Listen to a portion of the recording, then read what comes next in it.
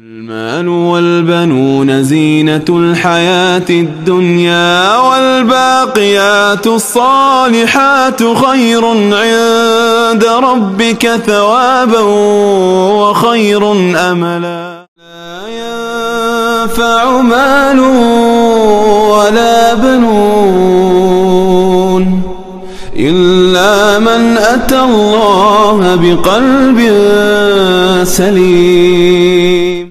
وتولى عنهم وقال يا أسفا على يوسف وابيضت عيناه من الحزن فهو كظيم.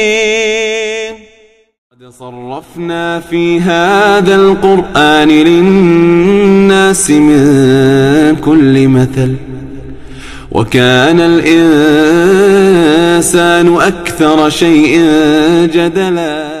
من المؤمنين رجال صدقوا ما عاهدوا الله عليه فمنهم من قضى نحبه ومنهم من النمل ادخلوا مساكنكم لا يحطمنكم سليمان وجنوده وهم لا يشعرون.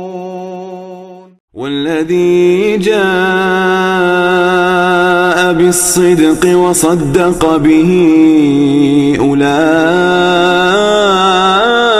هم المتقون. فما بكت عليهم السماء والأرض وما كانوا منظرين. فكفرت بأنعم الله فأذاقها الله لباس الجوع والخوف بما كانوا يصنعون. ولقد جاء آمنوا ولم يلبسوا إيمانهم بظلم أولئك لهم الأمن وهم مهتدون.